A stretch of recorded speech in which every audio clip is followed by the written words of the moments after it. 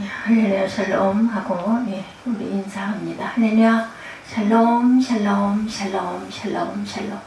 하나님 사랑합니다. 여러분 주 안에서 사랑합니다. 잠언 29장 말씀 봅니다. 18절 사도행전 16장 6절에서 10절. 우리 환상 묵시 이런 제목으로 함께 은혜를 나눕니다.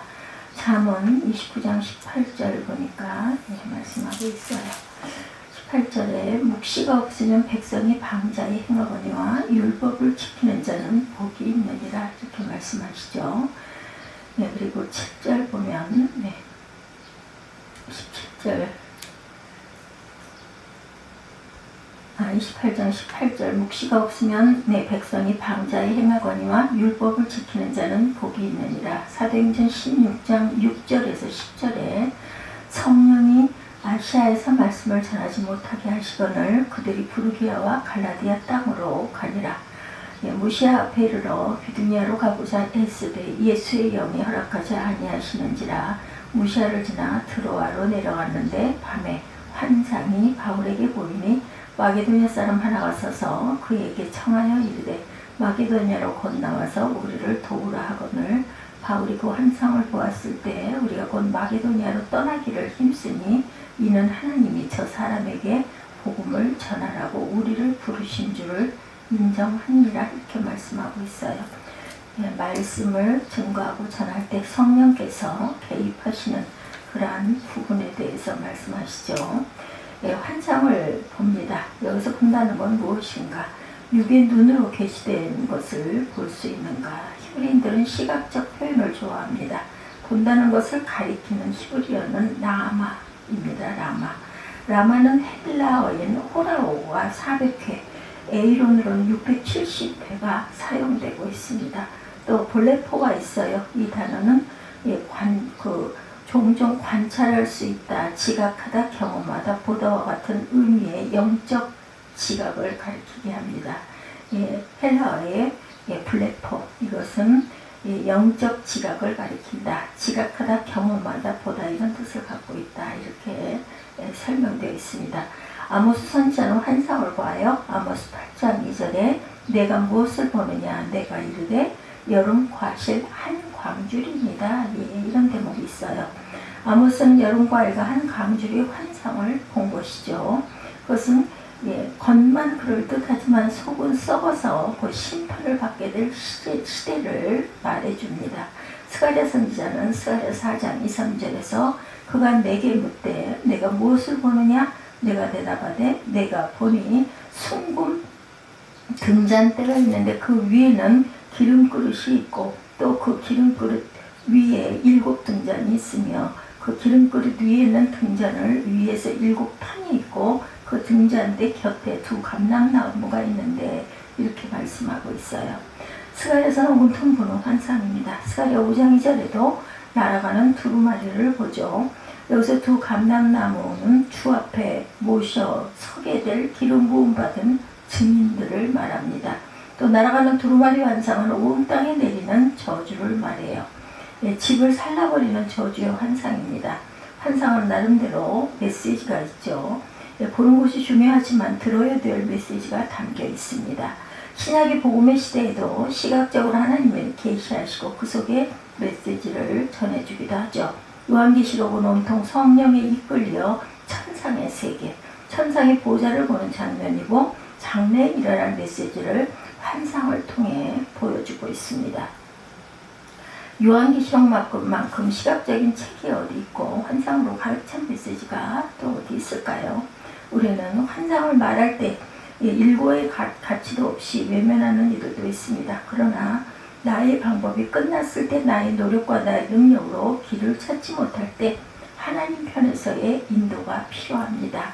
이 시대에도 하나님께서 말씀하세요. 환상으로 삶을 인도하시고 환상으로 또한 미련한 복음 전도자를 깨우치고 환상으로 영혼을 구원케 하는 일을 하고 계십니다. 우리도 가끔 찬양이 떠오르기도 하고 어떤 말씀이 떠오르기도 하죠. 이렇게 환상이라고까지 할 수는 없지만 우리에게 생각을 주시는 분이 성령이시라고 저는 그렇게 생각합니다.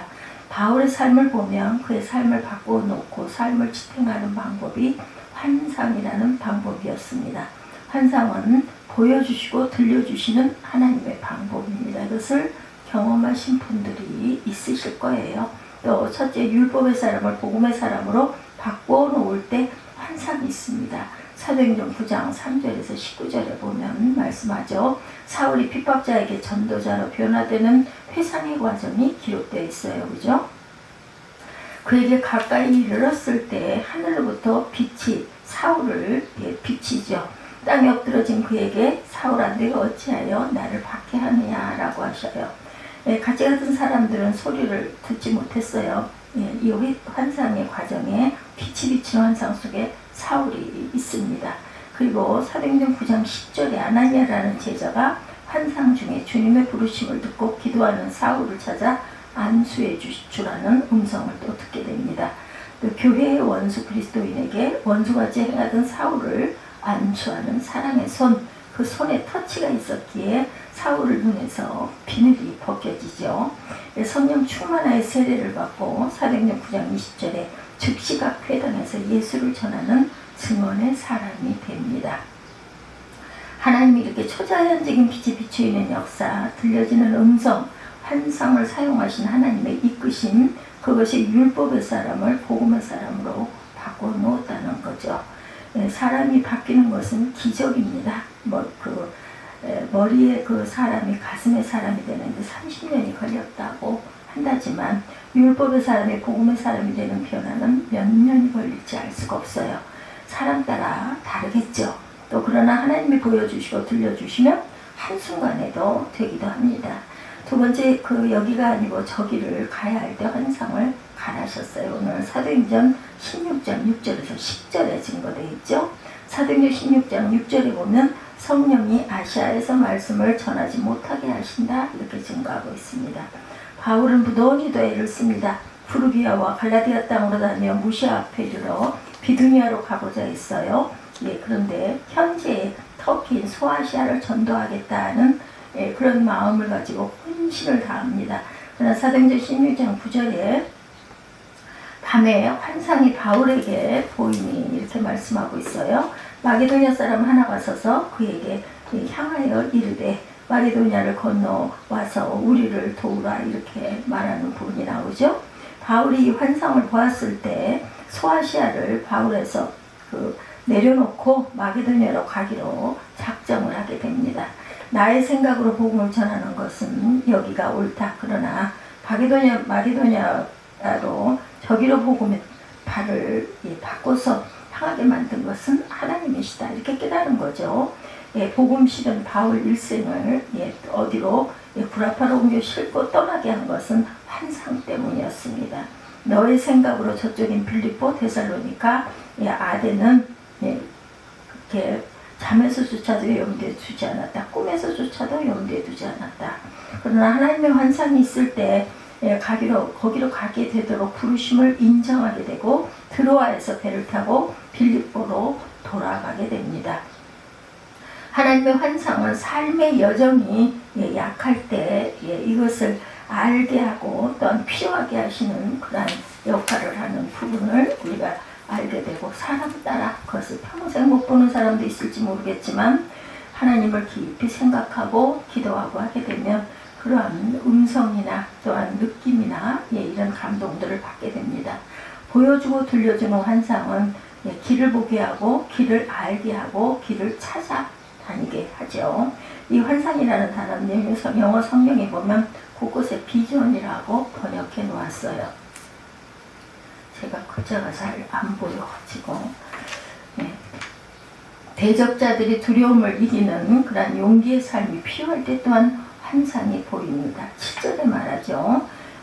뭐라고 말씀하고 있어요? 대적자들의 두려움을 이기는 용기의 삶이 필요할 때 환상이 있다. 18장 9절에 바울의 전도 여행은 마게도니아의 첫 성 빌립보에서 옥에 갇히는 고난을 겪습니다. 그리고 데살로니가에 이르렀을 때 유대인들은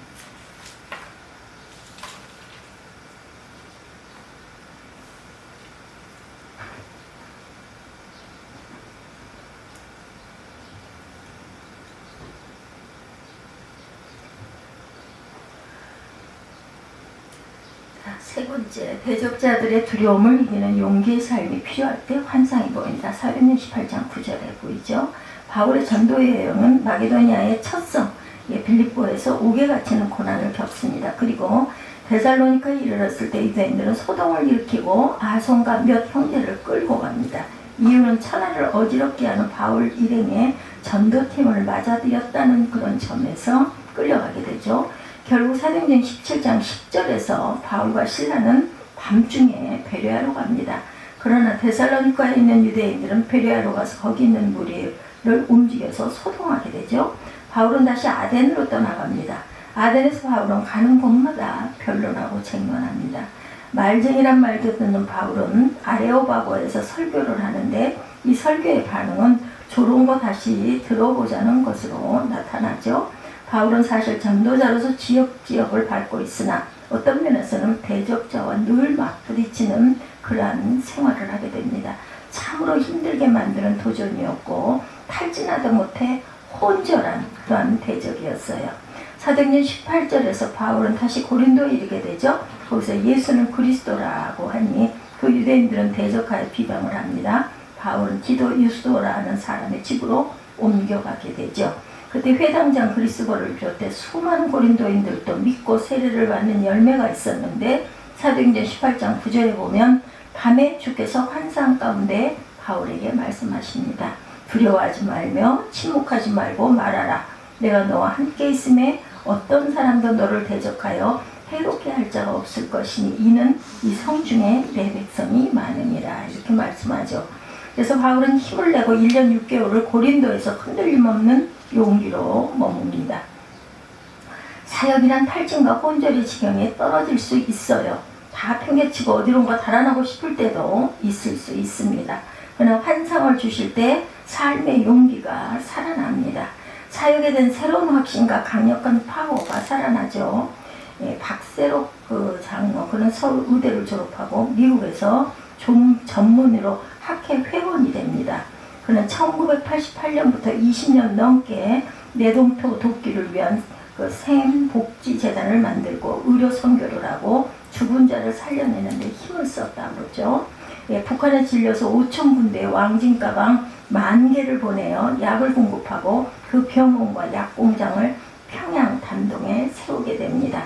왕진가방에 이어 2편 왕진 버스란 책을 보면 북한 당국으로부터 4번이나 출입금지를 당합니다.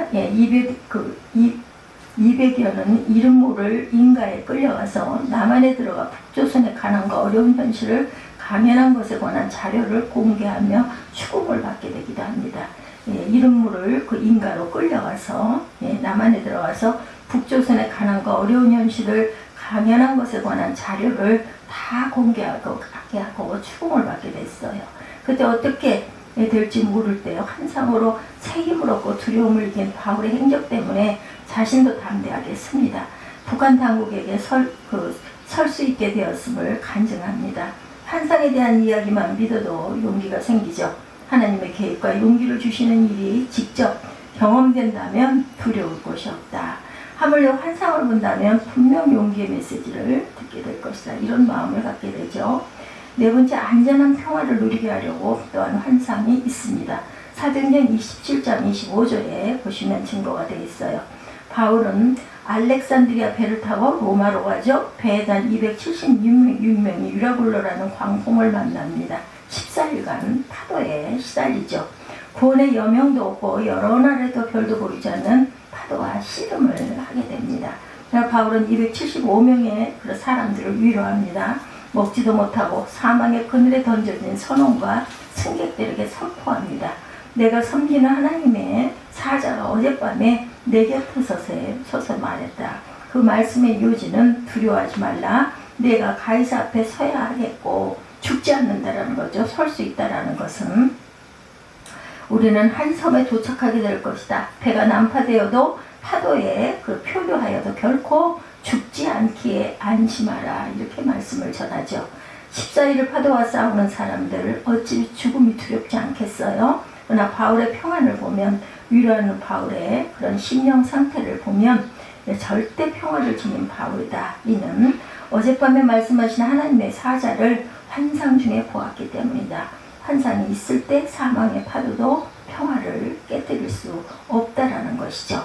바울의 사역을 이끌려서 하나님은 결정적일 때마다 환상을 주셨어요. 그 환상을 부인하지 말고 환상을 보는 자가 되라. 환상을 보는 것은 성령의 도우심이다. 이런 감동을 받게 되죠. 예, 처음 고등학교 때 환상을 본 학생의 이야기입니다. 예, 이분이 나중에 목사님이 되셨죠. 교회 기도실에 엎드려 있을 때 나는 하나님이 보여주시는 그림을 보는 자가 되었다. 보는 환상이 내게 나타났다. 이렇게 말합니다. 예, 장엄하고 찬란하며 가슴 뛰는 그러한 그림이었다. 그 한 번의 그림, 지구를 들고 계신 하나님의 손을 보는 환상이 나를 오늘로 이끌어 왔다. 하나님이 이 우주의 주인이시다. 이렇게 증거하고 있습니다. 하나님 손 안에 만물이 다 있다. 그 하나님을 아버지로 고백하며 살아가는 이들이 무슨 걱정을 할 필요가 있겠는가. 환상이 나를 오늘로 이끌어 내었다라는 거죠. 사역이 잘 되느냐 못 되느냐, 성공했느냐 실패했느냐 등 이런 고민거리가 아니다. 아들로서 내가 하나님의 집인 우주에서 살고 있다는 것만으로도 나는 감격이다. 기차를 타고 가는데 어린아이가 큰 소리로 외칩니다. 조금도 굴하지 않습니다. 승객들이 너 왜 이렇게 떠드냐, 가만히 있어. 그래 너무 신나게 놀아요. 승객들이 묻습니다. 내 아버지가 뭐하는 분인데 이렇게 노느냐. 아이가 대답을 합니다. 우리 아버지가 이 기차를 끌고 가는 기관사예요. 이렇게 말하더랍니다. 우리는 아버지가 저 앞에 운전대를 잡고 운전하는 우리 아버지는 기관사입니다. 환상은 막연한 신비적 현상이 아니고 또 그렇게 환상을 온전치 않게 보는 사람도 있기는 할 거예요. 정신에 좀 이상이 있거나 한 사람들 횡성수설하는 뭔가를 보고 이럴 수도 있겠지만 어떤 목적, 사람들을 구제하고 구원하고 증거하고 전해야 되고 하나님께서 우리에게 성령께서 음성을 들려주시는 분들이 듣고 그 음성대로 살아가시는 분들도 또한 계십니다. 잠언 29장 18절에 묵시가 없으면 백성이 방자에 행하거니와 오늘 18절과 사도행전 말씀이었죠. 삶의 고비마다 마음가지로 얽혀있는 삶의 순간마다 하나님은 묵시를 통해 나를 방자에 행하지 않게 하시고 나를 지치지 않도록 무너지지 않도록 그리고 사역을 잘 다듬질해 갈 수 있도록 역사하시는 경우들이 있다라는 거. 그래서 우리는 항상 늘 주님께 구하고 주님의 힘으로 살아가는 줄로 믿습니다. 그리고 하나님의 간간히 들려주시는 음성 아니면은 찬양 이런 메시지로 저희들이 힘을 얻고 또한 용기를 얻고 살아계신 하나님을 깨달아 아는 믿음들이 온전히 되시기를 주님의 이름으로 축복합니다. 성도들의 영혼이 살아서 움직이는 영혼으로 대축제가 되고 주님과 교제한 기쁨이 파도처럼 충만한 그런 우리의 남은 일생들이 되시기를 그리하여 담대하게 하나님을 증거하고 전할 줄 아는 그런 전도자들이 되시기를 주님의 이름으로 축복합니다. 잠언 29장 18절, 사도행전 16장 6절에서 10절 환상과 묵시 이런 제목으로 함께 은혜를 나눴습니다. 기도하시겠습니다.